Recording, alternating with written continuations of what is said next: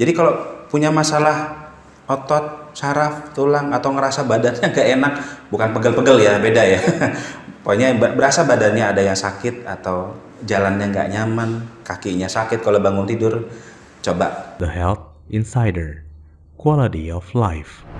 Seperti yang dibilang tadi di awal-awal, fisioterapis itu tukang pijet tapi bersertifikat, tukang pijet tapi sekolah. ya. Apa tanggapannya gimana nih? Kalau saya sih tanggapannya bisa positif bisa negatif ya. Artinya kalau positif ya memang itu yang dikenal sama masyarakat. Artinya Tapi benar nggak sih yang dibuat tuh kurang lebih seperti tukang pijat gitu loh, kayak masas-masas ya, ataupun sebetulnya apa? yang terlihat di masyarakat itu fisioterapi itu seperti itu ya, masas lah gitu datang pijit ya. Kalau saya bilang pijit, saya kalau udah dengar kata pijit tuh terngiang dengan sesuatu yang nggak enak gitu. Pijit gitu ya, Mas pijit di sana, oh, jadi gini aja saya bilang, oh saya bukan pijit yang gini ya. Gitu. Jadi saya juga kalau sebagai seorang fisioterapi agak kurang nyaman ya ketika saya dipanggil, oh itu tukang pijit bersertifikat. Terus terang saya sebagai seorang fisioterapi nggak nyaman dipanggil seperti itu, karena apa yang kita lakukan di fisioterapi itu bisa, ya tadi di awal saya pembicaraan, itu bisa dipertanggungjawabkan secara klinis ataupun skala medis, ya. gitu ya. Cuma memang dari sisi negatifnya, tapi memang sekarang ya saya bersyukur sudah mulai terkikis nih fisioterapi yang menganggap fisioterapi itu sebagai tukang urut ya, karena memang yang terlihat sama masyarakat kan ya hanya urutnya aja, tapi padahal tindakan fisioterapi itu banyak. Salah satunya ya kalau di fisioterapi nanti teman-teman atau masyarakat secara umum begitu masuk ada yang namanya alat-alat elektroterapi, fungsinya tuh bisa macam-macam, bisa untuk memulihkan atau bisa memperbaiki kerusakan di jaringan ya. Ada juga nanti alat-alat exercise atau alat-alat latihan itu yang provide-nya fisioterapi itu untuk mengembangkan, yang tadi awal juga saya bilang fisioterapi bisa mengembangkan loh potensi gerak orang gitu, satu orang gitu, dan bisa mengembangkan yang lain-lainnya. Nah itu yang tidak terlihat di masyarakat, tapi saya bersyukurnya sekarang banyak masyarakat juga, salah satunya yang sekarang ya di daerah perkotaan itu sudah mulai paham gitu bahwa fisioterapi, fisioterapi itu bukan tukang pijit gitu. Oh, fisioterapi itu bukan tukang urut. Fisioterapi adalah orang yang bisa memperbaiki jaringan kalau ada yang rusak, atau bisa meningkatkan gerak kita nih, potensi gerak kita. Nah, yang sudah terbentuk itu contoh kecilnya di atlet, dan ada beberapa ya, saya kemarin ada beberapa artis yang sudah tahu, oh, saya sakit ini butuh fisioterapi. Nah, itu yang syukurnya. Tapi emang stigma bahwa fisioterapi itu tukang pijit, khususnya di daerah, karena kebetulan kerjaan saya juga seringnya ke daerah-daerah. Oh, itu Mas yang suka gini ya, saya bilang apa keyboard, enggak pijit gitu. Pijit. Piano. Iya, saya kan gini kan langsung yang ini loh Mas. Apa Bu, piano? Bukan Mas, pijit gitu. Pijit. Bukan Bu, beda gitu. Tapi ya perlahan memang sudah mulai dikenal bahwa fisioterapi itu memang beda dengan tukang pijit. Nah, tapi ini nih agak jauh ke depan kita maju sedikit, bukan sedikit, agak jauh ke depan kita mikirnya. Kalau begitu, secara nggak langsung, nantinya fisioterapi ini menggeser tukang-tukang pijit. Kalau nanti makin modern kita kan, nah ini fisioterapi menggeser tukang-tukang pijit dong. Artinya ngambil ranahnya tukang pijit gitu. Jadi kalau saya jawab berat nih. Saya bisa dicari tukang pijit satu Indonesia. Perkumpulan tukang pijit se-Indonesia gitu. Saya bisa dicari, ini Pak Dit rumahnya di mana ya? Ntar kita pijit rame-rame. Enak, jadi seger malah. Enggak, tapi kan secara nggak langsung saya mikir, kalau misalnya fisioterapi ini fungsinya kurang lebih mereka mengerjakan yang sebagian yang dikerjakan tukang pijit dan yang lainnya lagi yang berhubungan dengan medis, makin modern orang akan makin mengikuti ini kan, pengetahuan kan, pengetahuannya arahnya yang ke medis lah, ke apalah gitu kan, ke teknologi lah, ya akan menggeser dong kalau gitu kan. Sebetulnya gimana? Sebetulnya bisa dibilang menggeser ya, tapi kalau saya agak kurang tepat sih kalau dikatakan menggeser ya, karena di dunia olahraga juga contohnya kayak di basket ataupun di olahraga di bola ya contohnya. Jadi kadang tuh dalam satu tim sepak bola ada dokter olahraganya, kemudian ada fisioterapi, ada satu lagi nih mesir namanya. Oh, mesir. Nah, kalau bahasa luar kan mesir, pijit kalau gitu. Jadi sebetulnya ada satu teknik di fisioterapi yang memang menangani teknik itu sama dengan mesir atau tukang pijit. Tapi karena fisioterapi lebih, kalau di olahraga itu dia lebih mengarah ke ini setelah cedera ini harus diapain nih gitu. Jadi lebih karena. Tapi kalau ke mesir, misalnya main abis latihan, butuh relaksasi, ya udah mesir yang mengerjakan. Tapi kalau ada pasien yang cedera, begitu misalnya ada pemain yang cedera, contoh misalnya ke tackle atau apa, nah itu tugasnya seorang fisioterapi ini ke tackle pemulihannya berapa lama. Nah konsennya fisioterapi ke arah sana sekarang, lebih mengarah ke pemulihan atau lebih mengarah ke pengembangan dari potensi gerak itu sendiri. Sementara measure itu sebenarnya masih terpakai sampai saat ini, masih terpakai karena ya udahlah relaksasi kamu aja yang ngerjain gitu kan, kita nggak pegel juga sih.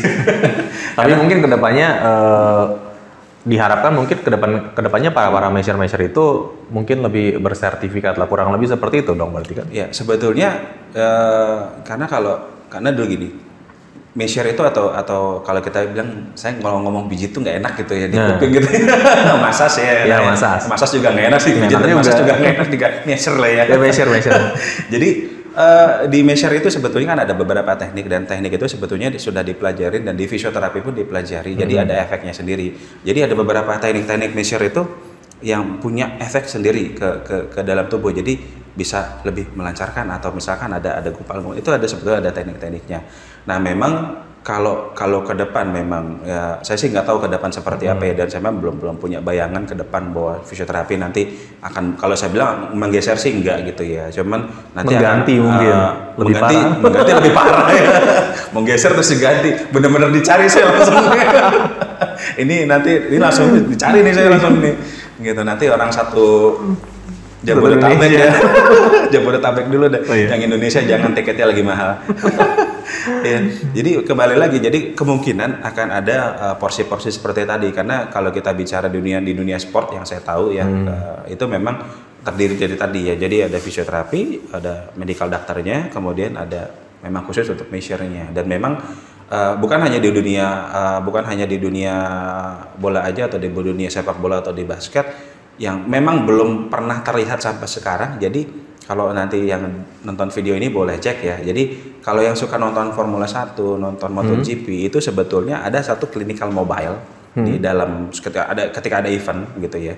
Itu ada clinical mobile. Nah, clinical mobile itu isinya tuh ada dokternya, medical dokternya, dokter medical tuh banyak, ada dokter ortopedi dan yang lain-lainnya.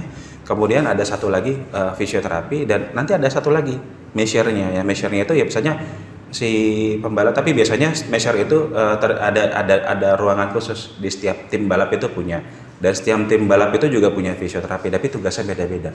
Contohnya misalkan ada kecelakaan, si pembalapnya tuh merasa nggak enak badannya, ya itu tugasnya fisioterapi untuk melihat ada kerusakan nggak di jaringannya. Gitu kan. Nah, setelah kondisinya aman, nggak ada apa-apa, mungkin hanya untuk relaksasi, ya udah kasih aja ke measure-nya gitu. Tapi kadang-kadang ada juga beberapa tim, udahlah fisioterapi aja semua yang ngerjain, gitu. Nah ini kembali lagi ke ininya. Tapi memang balik lagi nanti ke depan itu memang orang makin di sini, makin ke depan, makin dunia itu makin lebih dinamis. Artinya orang akan lebih mencari orang yang lebih mengarah ke klinis gitu. Jadi ada pertanggungjawabannya gitu. Jadi memang nanti sebuah tuntutan juga mungkin ke depan ya, misalnya ini harus punya sertifikasi. Mungkin ya ke depan gitu ya. Nah, ini apa namanya apa nih ya? Jadi waktu itu saya pernah lihat tuh, entah di video di YouTube atau di mana, itu yang apa? Kalau bahasa kerennya kretek-kretekin. Oh, chiropractic.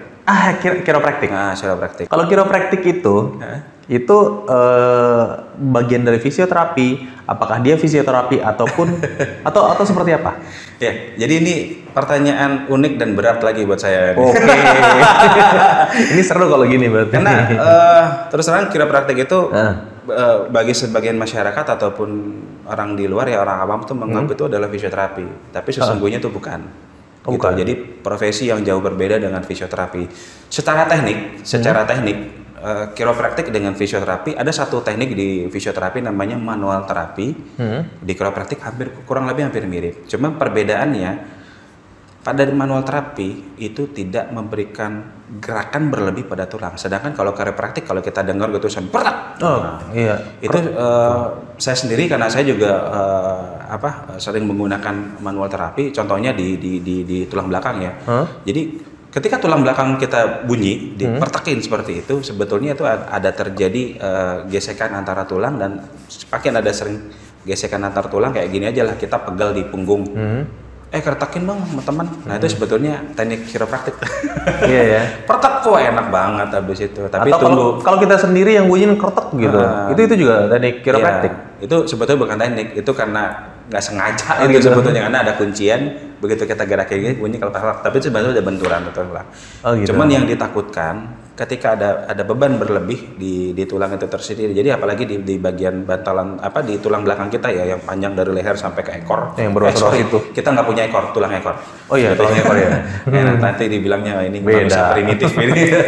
Jadi dari leher sampai tulang ekor itu, jadi ada yang namanya bantalan tulang namanya diskus. Nah, diskus itu fungsinya adalah sebagai kalau di mobil itu jadi kayak per ya, absorber. Iya, yang untuk meredam beban tubuh kita ya. Beban tubuh bukan beban hidup. Iya, itu susah. Itu beda lagi tuh. Itu beda.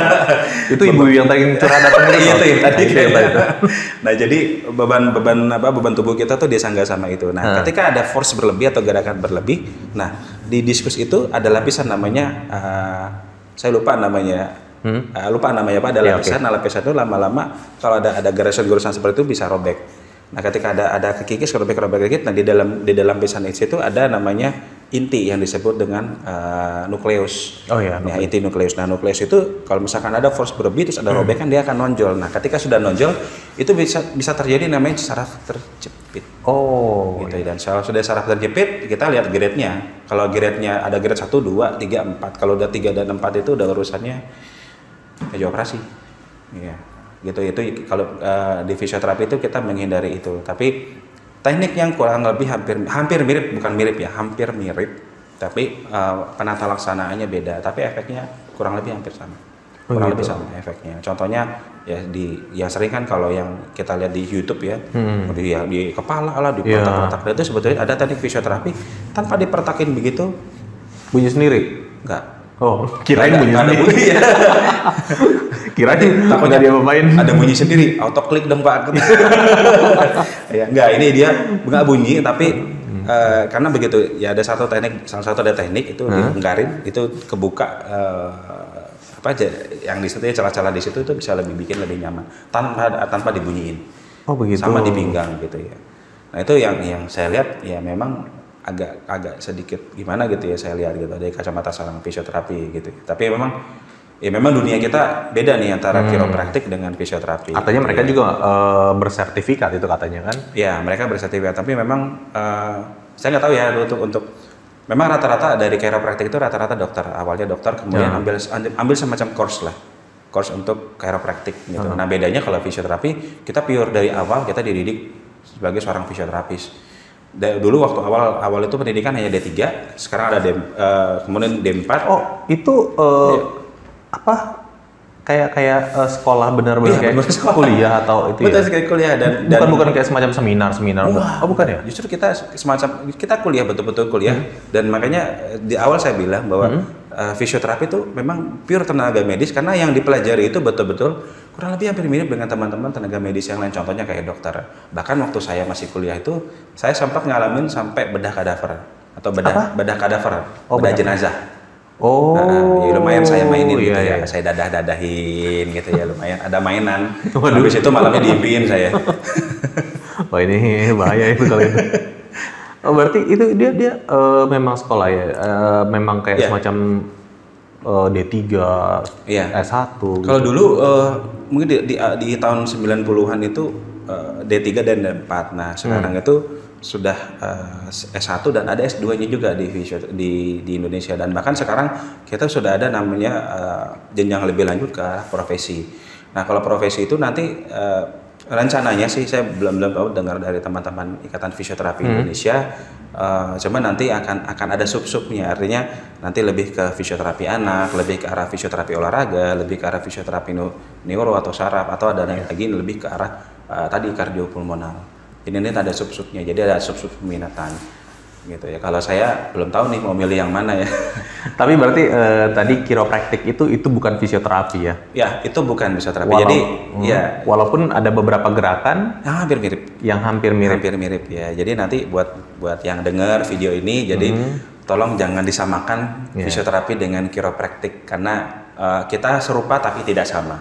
Ya, kalau tadi sempat dibilang chiropractic itu kalau misalnya orang yang nggak paham berbahaya karena ada force yang ditakutkan, ada force yang berlebih gitu. Ada force yang berlebih, dan itu memang saya sih nggak bisa bilang itu salah atau enggak ya. Jadi tergantung pemahaman dari teman-teman di chiropractic ya. Saya bukan menjelekkan, bukan mendiskreditkan teman-teman di chiropractic. Artinya yang tadi saya sebutkan bahwa ya mungkin itu ada ilmunya sendiri, tapi yang kami pahami di fisioterapi itu seperti itu, bahwa tidak boleh ada force berlebih, apalagi di spine gitu ya. Jadi itu yang pemahaman yang memang agak yang sangat berbeda, bertolak belakang antara fisioterapi dengan chiropractic. Oke, Mas Adit, informasinya tadi udah banyak banget tuh. Saya sih masih pengen gali-gali lebih dalam lagi, tapi mungkin di video selanjutnya kali nanti. Boleh. Ya. Saya tunggu nanti. Nah, ini apa yang mau Mas Adit tekankan atau kasih tambahan ke yang nonton ini misalnya? Oke, ya paling tambahan sedikit buat teman-teman yang dengar video ini ya. Ya, mudah-mudahan nggak boring ya dengar video tadi saya ya. Jadi intinya apa yang tadi saya sampaikan, mungkin teman-teman yang belum tahu, yang dengar video ini belum tahu apa itu fisioterapi yang tadi sudah saya jelaskan. Jadi kalau punya masalah otot, saraf, tulang, atau ngerasa badannya nggak enak, bukan pegel-pegel ya, beda ya.